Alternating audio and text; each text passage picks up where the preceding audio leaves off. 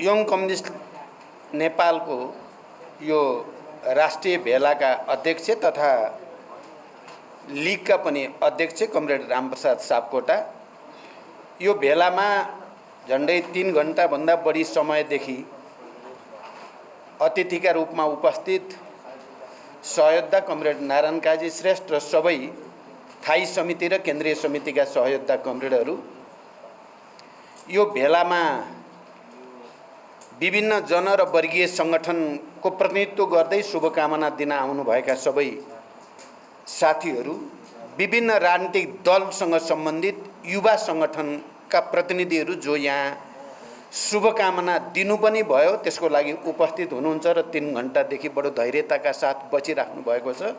ती सबै साथीहरू सातै प्रदेशमा भेला भएर यसलाई सफल पार्नको लागि सक्रिय योगदान गर्ने सबै प्रतिनिधि, पर्यवेक्षक साथीहरू, पत्रकार मित्रहरू, सबभन्दा पहिला त म पनि यो भेलाको पूर्ण सफलताको निम्ति पार्टीको तर्फबाट र मेरो तर्फबाट हार्दिक शुभकामना व्यक्त गर्न चाहन्छु र मभन्दा पहिला बोलेर बधाई र शुभकामना भन्ने सबै साथीहरूलाई म पार्टीको तर्फबाट धन्यवाद पनि भन्न चाहन्छु। यहाँ एउटा त युवाहरूले नै गर्नुपर्ने, गर्न सक्ने त्यो विज्ञान प्रविधिको सबभन्दा पहिलो उपयोग आधुनिक प्रविधिको सबभन्दा पहिला युवाहरूले नै त्यसलाई टिप्न सक्छन्, आत्मसात गर्न सक्छन्, प्रयोग गर्न सक्छन्। त्यो प्राकृतिक नियम जस्तै हो, विकासको नियम जस्तै हो। आज तपाईहरूले यो भेला मार्फत जसरी डिजिटलाइजेसनको प्रयोग भेलाको लागि गर्नुभयो, एकातिर कोभिड-19 का विरुद्धको लडाईँमा हामी नयाँ नयाँ प्रविधि प्रयोग गर्न सक्षम छौँ भन्ने कुरा पनि तपाईहरूले प्रमाणित गर्नुभयो। अर्को, विज्ञान प्रविधिलाई प्रयोग गरेर हामीले समयलाई, टाइमलाई, डिस्टेन्सलाई र खर्चलाई पनि कटौती गरेर कार्यक्रम सम्पन्न गर्न सक्छौँ भन्ने कुरा पनि तपाईहरूले प्रमाणित गर्नुभयो। त्यसको लागि म पार्टीको तर्फबाट, मेरो तर्फबाट हृदयदेखि वाइसिएल नेपाल र तपाईँ यो प्रक्रियामा संलग्न सबै प्राविधिक साथीहरूलाई हार्दिक धन्यवाद दिन चाहन्छु। यहाँ पहिले पनि कुरा आइसकेको छ, यो त सुरुवात मात्रै हो। मलाई अस्ति भर्खरै 3-4 दिन अगाडि मात्रै भर्चुअल रूपमा गर्ने कि राष्ट्रिय भेला भनेर मसँग सुझाव माग्नुभयो साथीहरूले। मैले राम्रो हुन्छ भर्चुअल गर्न सके त राम्रो हुन्छ, तर समयको अभाव छ, तपाईहरूले भ्याउनुहुन्छ भन्दा हामी भ्याउँछौँ, हामी बल गर्छौँ भन्नुभयो तपाईहरूले। वास्तवमा छोटो समयमा नै यसलाई सफलतापूर्वक प्रयोग गर्नुभयो। यो आफैमा विशिष्ट छ र यो हाम्रो पार्टीको लागि मात्रै होइन, देशका सबै राजनीतिक दल, सबै जन र वर्गीय सङ्गठनहरूको लागि र मुख्यतः युवाहरूको लागि एउटा सन्देश, एउटा प्रेरणा, एउटा शिक्षाको रूपमा यो गएको छ आज। र आउने दिनमा यो बारेमा अझ बढी डिबेट हुँदै जानेछ। यसको प्रयोगलाई अझ परिमार्जन गर्ने, विकसित गर्ने र सहज बनाउने प्रक्रियाको सुरुवात आजबाट तपाईँ वाइसिएल नेपालको तर्फबाट सुरु भयो।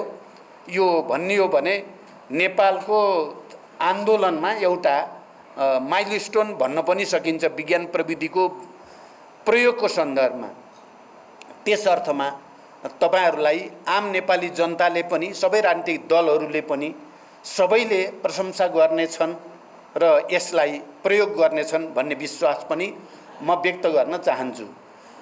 मैले अहिले धेरै लामो भन्न त सम्भव देखेको छैन, म त्यति फ्रेस पनि छैन। 5-7 दिनदेखि रुगाले सताएको छ, तपाईँहरूले देखिहाल्नुभयो। यहाँ बस्दा बस्दै पनि धेरै आँचीहरू आउने भइराखेको छ। त्यसो भएको हुनाले मैले धेरै चाहिँ भन्न आज सम्भव देखेको छैन। मभन्दा पहिला बोल्ने धेरै साथीहरूले धेरै कुरा भन्नुभएको छ, राम्रा कुरा पनि भन्नुभएकै छ, त्यसकारण पनि धेरै भन्न आवश्यक छैन। आज म यो भेलामा उपस्थित भएर तपाईहरूको कुरा सुन्दै गर्दा सबै प्रदेशको बडी ल्याङ्ग्वेज भनौँ, सबै त हेर्न पाइएन, सुन्न पाइएन, त्यो देख्दै गर्दा म 2038 सालको युवाहरूको राष्ट्रिय भेलातिर मेरो दिमाग चाहिँ त्यता गयो। त्यो राष्ट्रिय भेला भूमिगत रूपमा पञ्चायत कालमा थियो। 2038 साल भनेको भर्खर जनमत सङ्ग्रहको चाहिँ चर्चा चलिरहेकै थियो। पञ्चायतको दमन र दबदबा थियो र युवाहरूको राष्ट्रिय भेला भारतको कुशीनगर भन्ने ठाउँमा भएको थियो। त्यो भेलामा पार्टीका नेताहरू, तत्कालीन नेताहरू पनि त्यहाँ उपस्थित हुनुहुन्थ्यो, ठुलै वरिष्ठ नेताहरू, र त्यसको म उद्घोषक थिएँ। भेला आयोजक समितिको तर्फबाट मैले उद्घोषण गरेको थिएँ र आज तपाईहरुको यहाँ प्रस्तुति, तपाईहरुको स्पिरिट हेर्दै गर्दा 2038 सालको त्यो राष्ट्रिय भेला र आज यो 2078 सालको यो राष्ट्रिय भेलाको बीचको चाहिँ ग्याप कति भयो भन्दा त 40 वर्ष। यो 40 वर्षको पिरियडमा के कति राजनीतिक उतार चढावहरू भए, के कस्ता सङ्घर्ष र बलिदानहरू भए, के कस्ता राजनीतिक परिवर्तन भए भनेर मैले अलिकति समीक्षा गर्नेतिर मेरो मनस्थिति गयो। पञ्चायत विरोधी आन्दोलन सबै राजनीतिक दलहरूले आफ्नो ढङ्गले अगाडि बढाउने जमर्को गरियो, तर पञ्चायतलाई निर्णायक ढङ्गले परास्त गर्नको लागि त्यति बेलाका वामपन्थी भन्ने पार्टीहरू र नेपाली कांग्रेस, खास गरी गणेशमान सिंहलाई एउटा सुप्रिम कमान्डरको रूपमा मानेर वामपन्थी र लोकतन्त्रवादीहरूको मोर्चा भएपछि पञ्चायत निर्णायक रूपले ढलेको कुरा सम्झेँ मैले। त्यसपछि बहुदलीय व्यवस्था जसरी आयो र त्यस अन्तर्गत हामीले निर्वाचनमा सहभागी भयौं, पार्टीहरूको बीचमा नयाँ नयाँ राजनीतिक ध्रुवीकरण भयो, मैले त्यसलाई सम्झेँ। हामी एकता केन्द्र बन्यौं, 4-5 वटा कम्युनिस्ट घटकहरूलाई एकताबद्ध गरेर, यहाँ कमरेड नारायण काजी श्रेष्ठ हामी सबै जीवितै छौँ अहिले। हामीले एकता केन्द्र बनायौं। उता नेकपा एमाले बन्यो, मार्क्सवादी र माले मिलेर एउटा नयाँ राजनीतिक ध्रुवीकरणतिर गयो। निर्वाचन भयो, नेपाली कांग्रेसले निर्वाचन जित्यो, तर त्यो 5 वर्षसम्म चल्न सकेन। बीचैमा कांग्रेस भित्रकै अन्तर्विरोधको कारणले मध्यावधितिर जाने स्थिति बन्यो। मैले अब चाहिँ यो परिवर्तन अधुरो र अपुरो छ, एउटा लडाईँ, ठुलै लडाईँ नेपालमा जरुरी छ भन्ने निष्कर्ष निकालेको थिएँ मैले पनि, र त्यो तत्कालीन पार्टीभित्र त्यो डिबेट भएर पारित पनि भएको थियो। त्यो कुरा सम्झेँ मैले। मध्यावधि निर्वाचन बहिष्कार गरेर जनयुद्धको तयारी गर्ने एउटा रिहर्सल जस्तो यो बेलालाई बनाउनु पर्छ भनेको कुरा सम्झेँ मैले। त्यसपछि 52 साल फागुन 1 गतेबाट जनयुद्धको सुरुवात भयो र त्यो मानिसहरूले सोचे भन्दा भिन्न ढङ्गले त्यो अगाडि बढ्यो। वैचारिक राजनैतिक मुद्दागत ढङ्गले त्याग र बलिदानका ठुल्ठुला कीर्तिमानहरू नेपालको इतिहासमा कायम भए। सम्भवतः पृथ्वीनारायण शाहको पाला पछिबाट भएका लडाईँहरूमध्ये सबभन्दा ठुलो लडाईँ जसले सिङ्गै राष्ट्रलाई झकझक्यायो, त्यस्तो लडाईँमा परिणत भयो, त्यो विस्तारित भयो। यो देशका सबै उत्पीडित वर्ग, जाति, क्षेत्र, लिङ्ग, समुदाय सबै नै त्यसमा समाहित भए। त्यो एउटा अझै शक्तिको रूपमा अगाडि आयो। हजारौंको बलिदान भयो। मैले त्यो सम्झेँ। मलाई त्यो सौभाग्य प्राप्त भयो, त्यसको सुप्रिम कमान्डर बन्ने, जनयुद्धको सबै रणनीति कार्यनीति बनाउने, त्यसलाई कार्यान्वयन गर्ने, सबैको नेतृत्व गर्ने अवसर मलाई प्राप्त भयो। मैले त्यो कुरा सम्झेँ र अनि त्यही बीचमा फेरि विभिन्न राजनीतिक दलसँग वार्ता संवाद गर्दै चाहिँ अगाडि जाने उपक्रम पनि फेरि अगाडि आउँदै गयो।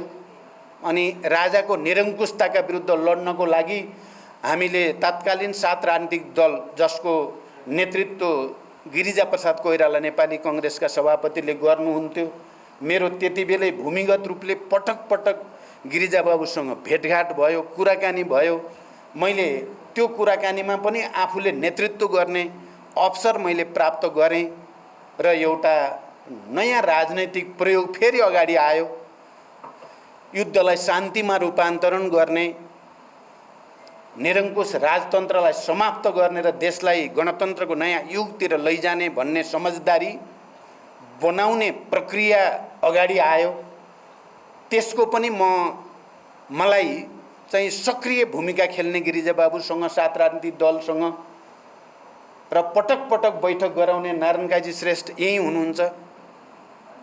ती सबै बैठकहरू कहिले सिलगढी, कहिले दिल्ली, कहिले रोल्पा, कहिले कहाँ, कहिले सल्यान, कहिले रुकुम, विभिन्न खालका वार्ताहरू भए। मैले त्यो कुरा पनि सम्झेँ।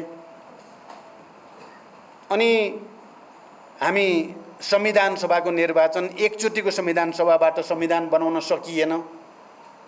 फेरि अर्को संविधान सभाको निर्वाचन, यो दुर्लभ कुरा थियो, भयो। संविधान सभाबाट संविधान बन्ला कि नबन्ला भन्ने सन्तास देशमा देखा पर्यो। धेरै ठुलो सङ्घर्ष र मेहनत पछि संविधान बन्यो। समझदारीबाट म त्यतापट्टि पनि, मेरो यहाँ बस्दा बस्दै दिमाग त्यतापट्टि पनि गयो। संविधान बनेपछि निर्वाचन हुन्छ कि हुँदैन भन्नेतिर गयो। फेरि हामी गठबन्धन र सहकार्यकै माध्यमबाट चाहिँ निर्वाचनतिर पनि हामी गयौँ। मैले फेरि त्यो पनि सम्झेँ, अब नेपालमा कम्युनिस्टहरूलाई एक ठाउँमा जम्मा गर्यो भने स्टेबिलिटी होला, विकासले गति लिएला भन्ने ठानेर कम्युनिस्ट एकता र गठबन्धनको प्रस्ताव आफैले अगाडि सारेको पनि मैले सम्झेँ। तर दुर्भाग्य त्यो अगाडि जान सकेन। 5 वर्ष जस्तो पहिला नेपाली कङ्ग्रेसले चुनाव जितेर पनि 5 वर्ष टिक्न नसकेको तितो यथार्थ जस्तो हामीले पञ्चायत विरोधी आन्दोलनको सफलतापछि भएका थियौँ। अहिले समाजवादी आन्दोलनको तयारीको क्रममा कम्युनिस्ट आन्दोलनभित्र भएको त्यो ध्रुवीकरण पनि 5 वर्ष पनि टिकेन। बरु भयानक प्रतिगमनको नाइकेहरू नै कम्युनिस्ट आन्दोलनभित्रैबाट आए, देखा परे। प्रतिगमन भनेर हामीले देशव्यापी अभियान चलाउन पर्यो। देशव्यापी अभियान भयो। मैले त त्यसलाई पहिलो संसद विघटन भएपछिकोलाई तपाईँहरूलाई थाहा छ, यो अर्को भिन्न प्रकारको जनयुद्ध नै ठाने मैले। यो प्रतिगमनलाई परास्त गरिएन भने सबै उपलब्धि खतरामा पर्ने, देश खतरामा पर्ने, ठुलो दुर्घटनामा देश जाने र फेरि 30औं वर्ष 40औं वर्ष फेरि भिन्न ढङ्गले सङ्घर्ष पो गर्नुपर्ने हो कि भने जस्तो स्थिति देखा पर्यो। त्यसकारण हामी यो चाहिँ लाइफ एन्ड डेथकै, जीवन मरणकै सङ्घर्षको रूपमा लियौँ हामीले। तपाईहरू सबै साथी हुनुहुन्छ, तपाईँ युवाहरू त्यसमा पनि सक्रियतापूर्वक चाहिँ लाग्नुभयो। तपाईँहरू हजारौँ र लाखौँ जनता सडकमा, काठमाडौँको सडकमा उतार्यौँ हामीले पटक पटक। अरू राजनीतिक दलहरूले पनि आफ्नो ठाउँबाट यो प्रतिगमनै हो, यो निरङ्कुशता नै हो, यो संविधान र लोकतन्त्रका विरुद्ध घात हो भन्ने ढङ्गले आए। मैले त्यो कुरा पनि सम्झेँ। र दोस्रो पटकको संसद विघटन, फेरि त्यसलाई परास्त गर्नको लागि हामीले बनाएको गठबन्धन 5 दलको जो मोर्चा बन्यो, त्यो मोर्चाले जसरी पहल कदमी गर्यो र अहिले नयाँ सरकार गठन हुने ठाउँसम्म र निरङ्कुश र प्रतिगमनकारी प्रवृत्तिलाई परास्त गरेर यहाँसम्म आउने ठाउँ बन्यो। मैले आज तपाईँहरूको यो राष्ट्रिय भेलामा बस्दै गर्दा यो चित्र 38 सालदेखि 78 सालसम्म, पहिलो राष्ट्रिय भेलाबाट म त्यसको प्रमुख नेता भनिएको थिएँ त्यति बेला 38 सालमा। त्यो भनेको म 27 वर्षको थिएँ। म जति बेला पहिलोचोटि युवा सङ्घको म अध्यक्ष भएँ, मुख्य नेतृत्व भएँ, 27 वर्षको थिएँ। जति बेला म एउटा पार्टीको, एउटा समूहको चाहिँ महासचिव भएँ, म 35 वर्ष पुगेर 36 भर्खर टेकेको थिएँ। अहिले तपाईँहरूलाई हेर्दा अब तपाईँहरूको चाहिँ काँधमा मैले के अनुभूत गरेँ भने यो समाजवादी आन्दोलन अगाडि बढाउने अब तपाईँहरूले हो। हामी तपाईँहरूको लागि वातावरण बनायौँ। त्यति बेला मोहन विक्रम सिंह अहिले जीवितै हुनुहुन्छ, निर्मल लामा बितेर जानुभयो। मोहन विक्रम, निर्मल लामा लगायतका नेताहरूको निर्देशन थियो युवाहरूलाई। हामी उहाँहरूको निर्देशनलाई सिरोपर गरेर पुरै सक्रियतापूर्वक खट्थ्यौँ देशव्यापी रूपमा र एउटा वातावरण बनेको थियो। अहिले त्योभन्दा तपाईँहरूको लागि अझ राम्रो वातावरण छ। अहिले पार्टी छ, पार्टीहरू छन्, राजनीतिक सिस्टम छ, नयाँ संविधान छ, समाजवाद उन्मुख भनेर चाहिँ परिलक्षित गरिएको थुप्रै मौलिक अधिकारका विषयहरू भएको, समावेशी समानुपातिक मान्यतालाई आत्मसात गरेको संविधान छ र यसमा टेकेर समाजवादी आन्दोलनको तयारी गर्ने र समाजवादी आन्दोलनभित्रैपट्टिबाट सामन्तवादका अवशेषहरूको अन्त्य गर्ने, राष्ट्रियतालाई अझ सुदृढ गर्ने र यो राष्ट्रलाई, यसको आत्मसम्मानलाई अभिवृद्धि गर्ने जिम्मेवारी छ हामी सबैको काँधमा। हाम्रो चाहिँ आशा के छ, तपाईँहरूमाथि छ। मैले यो भेला हेर्दै गर्दा तपाईँहरूमा कस्तो उत्साह छ या छैन, तपाईँहरू कतिको समर्पित भावनामा हुनुहुन्छ या हुनुहुन्न। फेरि मैले हेर्दा खालि माओवादी पार्टी मात्रै होइन, अहिले त हामी गठबन्धन छौँ, 5 पार्टी एक ठाउँमा उभिएका छौँ। धेरै ठुलो मेहनत र दुःखले यो गठबन्धन बनेको हो। यसको रक्षा गर्नु छ, संविधानको रक्षाको निम्ति, परिवर्तनको रक्षाको निम्ति यो गठबन्धनलाई रक्षा पनि गर्नु छ, सुदृढ पनि गर्नु छ। म तपाईहरुलाई यस अर्थमा पनि धन्यवाद भन्न चाहन्छु कि तपाईहरुले करिब गठबन्धनका सबै युवा नेताहरू, विद्यार्थी नेताहरूलाई यहाँ बोलाउनु भएको छ, उहाँहरूलाई बोल्न लगाउनु भयो, शुभकामना दिन लगाउनु भयो, उहाँहरूले पनि मुक्त कण्ठले गर्नुभयो। यो पक्ष पनि नेपालको राजनीतिमा धेरै नै महत्त्वपूर्ण छ।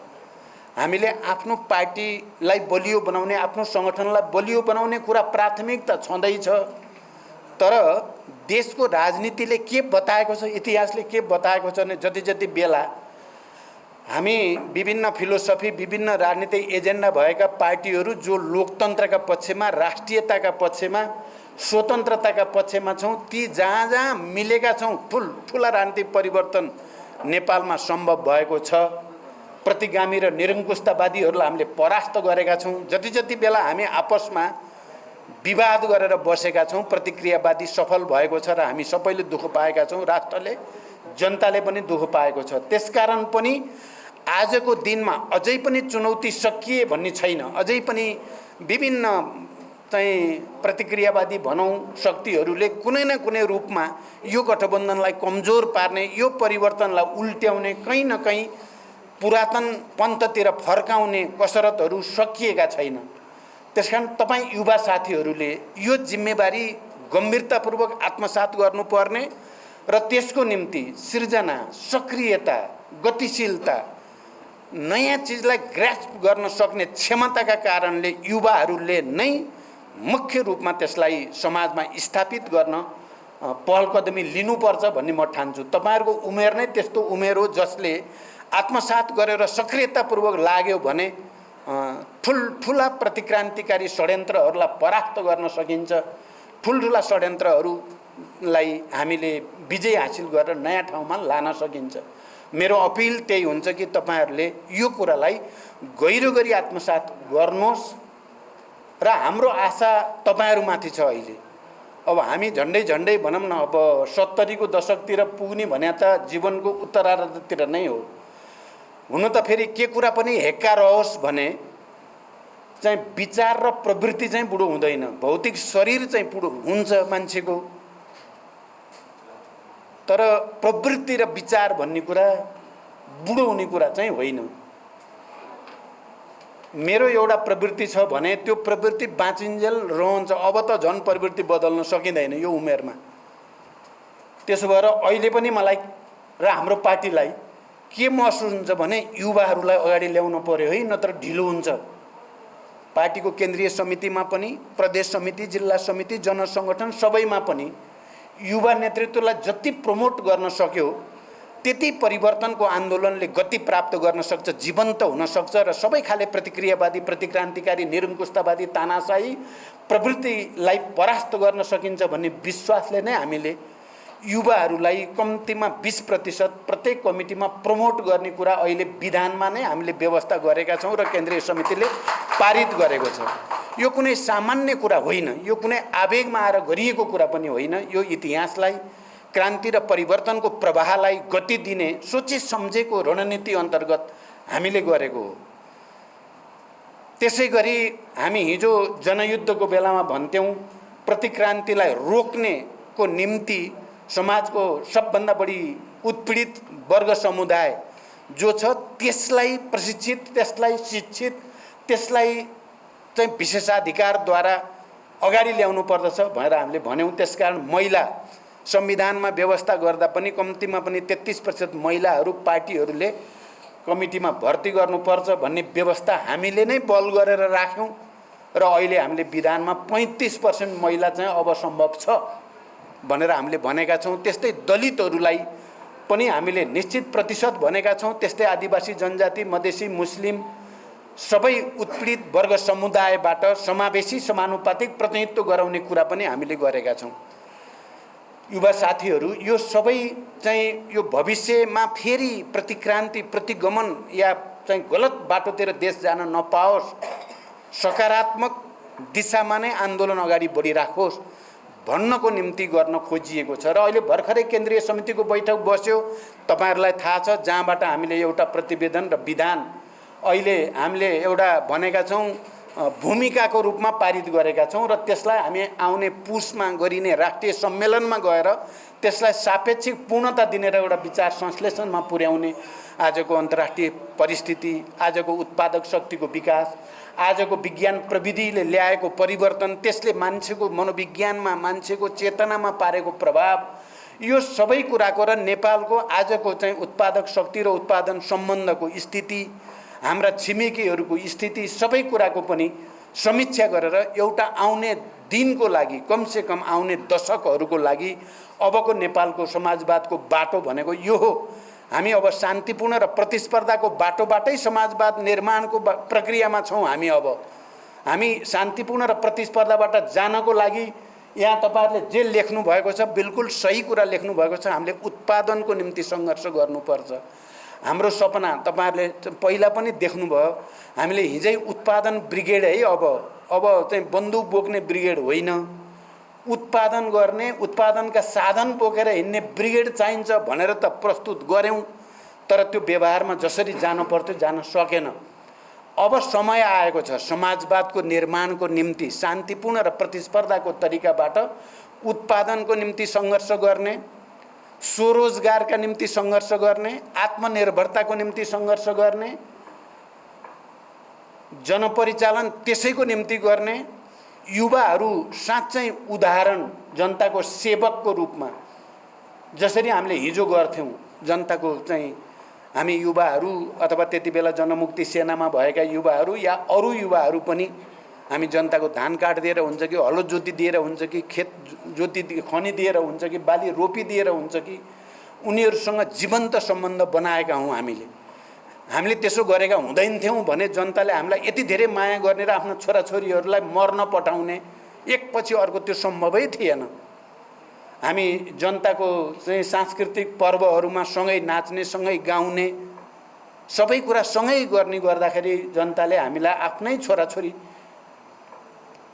खानेर नै मर्नको लागि हाँसी हाँसी खुसी साथ बलिवेदीमा पठाउने कुरा सजिलो कुरा त थिएन, तर हामीले त्यसै गर्यौं।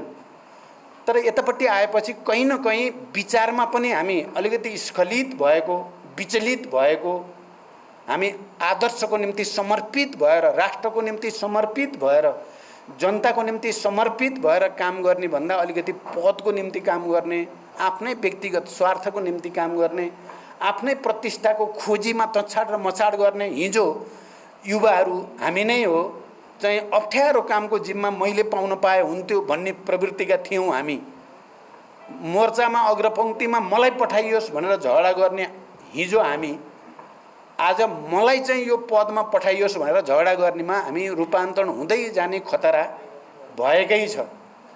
यसले त हामीले सोचे जस्तो समाज, हामीले सोचे जस्तो राष्ट्र निर्माण गर्न सकिँदैन। त्यसकारण अहिले केन्द्रीय समितिमा हामीले एउटा संकल्प गरेर आएका छौं। युवा साथीहरू, होइन हामी परिवर्तनका वाहकको रूपमा, जनताका सेवकको रूपमा, यो राष्ट्रको एकताको निम्ति समर्पित शक्तिका रूपमा, विचारको स्वत्व, विचारको एउटा मौलिकता हामीले दिन नसक्ने र आदर्शको निम्ति समर्पित भएर लड्न नसक्ने हो भने हाम्रो औचित्य यो देशमा रहँदैन बाँकी भने छौं हामीले। केन्द्रीय समितिमा, किनभने त्यसको निम्ति नेपाली कांग्रेस पनि पार्टी छ, एमाले केपी ओलीको नि छँदैछ, अरू पार्टी पनि छन्। उस्तै काम हामीले पनि उस्तै नै गरिराख्ने हो भने हामी अलगै पार्टी किन हुन पर्यो? त्यहीँ गएर बसे भयो नि त। त्यसकारण जनतालाई हामीले झुट नबोल्ने, जनतालाई नठग्ने, मुखले एउटा कुरा भन्ने व्यवहार ठिक उल्टो गर्ने जो प्रवृत्ति हामी लड्यौँ नि अहिले 3 वर्षदेखि हामी प्रताडित पनि भयौँ। हामी यहाँ स्थायी समितिका नेताहरू यति धेरै हैरान परेशान भयौँ 3 वर्षमा। हामी त कस्ता परियो भने हामी हिजो जनयुद्धमा पनि ढाँड छलको राजनीति त हुँदैन, विज्ञानमा बेइमानी चल्दैन। विज्ञानमा त जे सत्य हो त्यही कुरा भने मात्रै विज्ञानको सेवा हुने हो, नभएको कुरा ढाँटेर त हुँदैन। तर हाम्रो बानी के पर्यो भने सिधा सिधा बोल्ने, जे बोलिएको छ त्यही बुझ्ने, त्यही भनेको होला भन्ने बुझ्नी परियो हामी। तर अब यहाँ खास गरी एमालेको हाम्रो केपी प्रवृत्ति भने के रहेछ भने भन्ने एउटा गर्ने ठिक उल्टो। म भ्रष्टाचार गर्दिनँ, गर्न पनि दिन्न।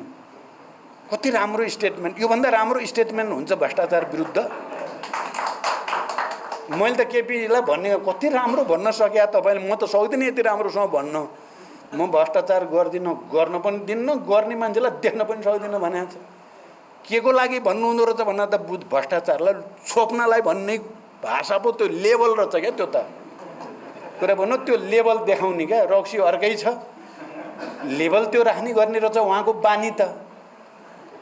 अब यो कुरो तपाईँहरूले बुझ्नु भएको छ नि। अब कतिपय साथीले यो एकता गर्नु नै बेकार गर्यो प्रचण्डले भन्ने पनि कतिपय बेला लाग्छ साथीहरूलाई, मलाई थाहा छ।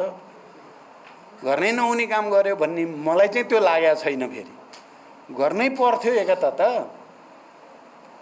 र एकता गर्ने बेला विचार राजनीति नमिलाइकन गर्यो भन्ने पनि कतिपय साथीहरूलाई छ।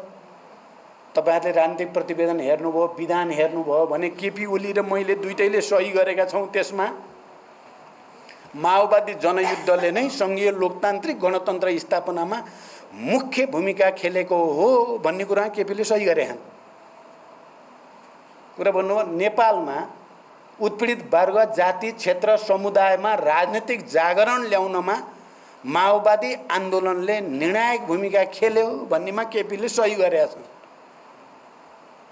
अनि अध्यक्ष पालो पालो, प्रधानमन्त्री पनि पालो पालो भन्नेमा नि सही गरेका छन् भनेपछि त अब त्यहाँभन्दा के चाहियो?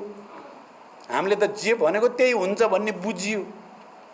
तर पछि त त्यो त उनी खालि प्रधानमन्त्री प्राप्त गर्नको लागि ठगी धन्दा रहेछ त्यो त।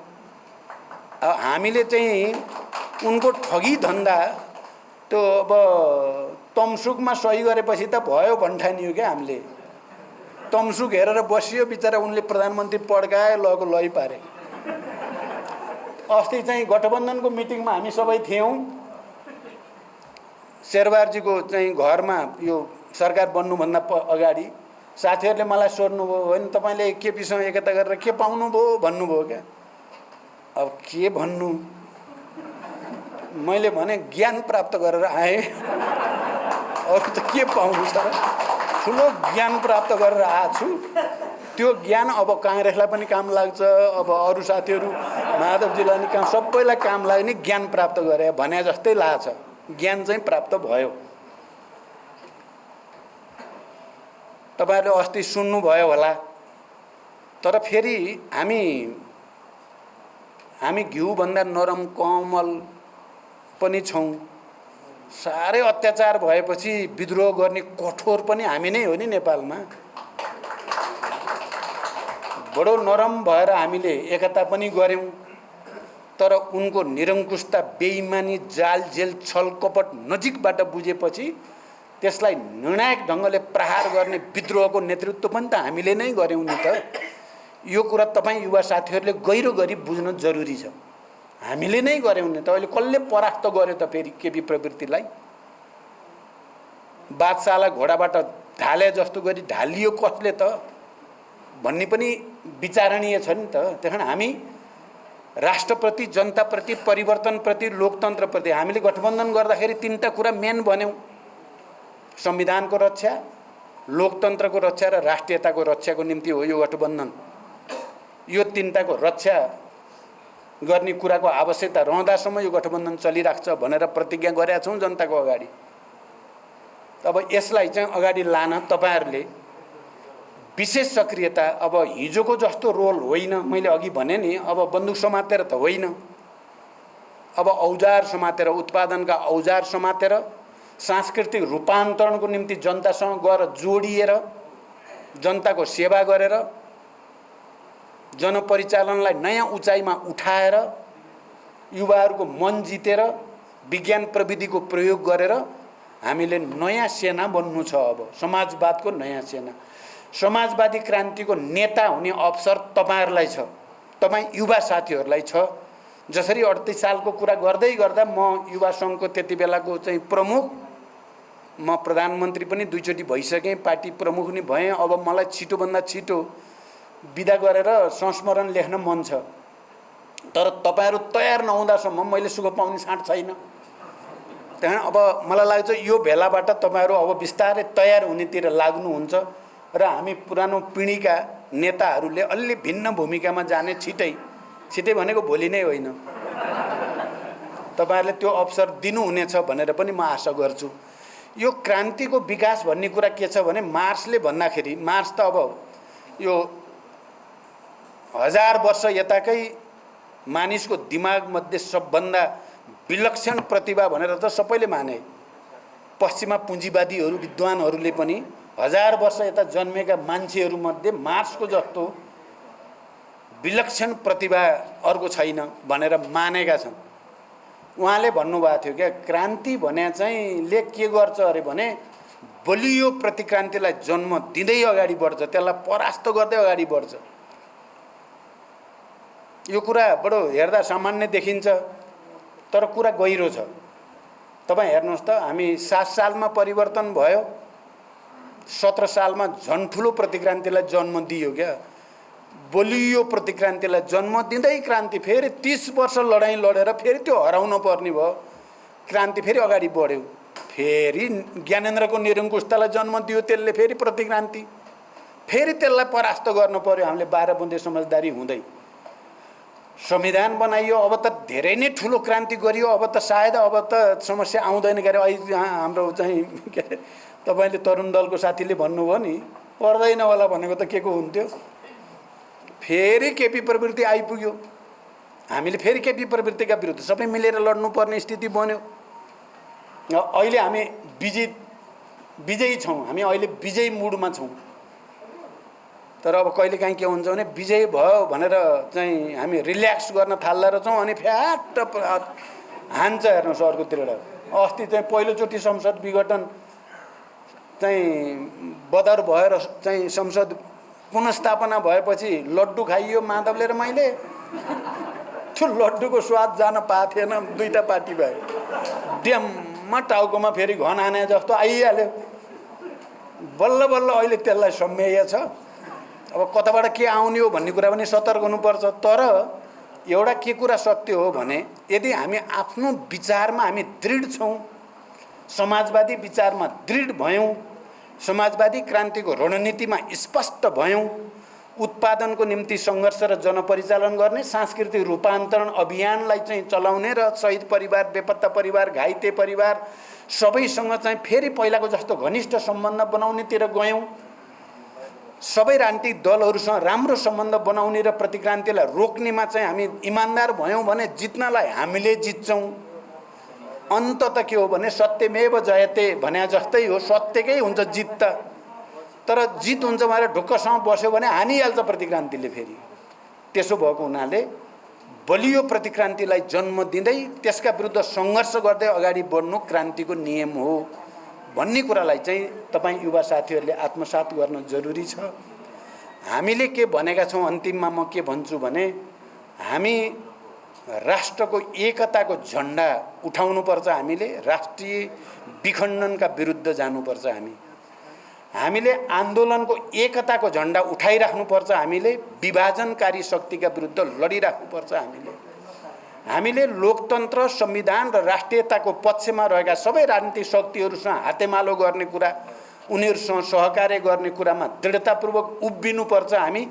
र यसलाई कमजोर पार्ने र संविधान लोकतन्त्र र राष्ट्रियतालाई धराशायी गर्न खोज्ने प्रवृत्तिका विरुद्ध लडिराख्नुपर्छ। हामी त्यो सबै कुरा गर्नको निम्ति सबभन्दा ठुलो कुरा के हो भने हामी आफ्नै विचारमा, हामी आफ्नै सङ्गठनमा, आफ्नै जनआधारलाई बलियो गर्ने कुरामा सबभन्दा बढी ध्यान दिनुपर्छ र अनि सबैलाई लिएर हिँड्ने कुरालाई पनि सँगसँगै लानुपर्छ। त्यसो भयो भने हाम्रो भविष्य उज्जवल छ। तपाईँ युवा साथीहरू अब एकचोटि केन्द्रीय समितिको प्रस्ताव हेर्नु होला, सर्कुलर पठाइसकिएको छ, राम्रोसँग हेर्नु होला त्यो सर्कुलर। अस्ति स्थायी समिति बसेर पनि केही चिज गरिएको छ, अझ केही चिज गर्न बाँकी छ। हामी त्यसो गर्ने र यो राष्ट्रको फेरि हामीले नेतृत्व लिने ढङ्गले आफूलाई तयार पार्नुपर्ने हुन्छ। यो एउटा नेताले गरेर हुने कुरा होइन।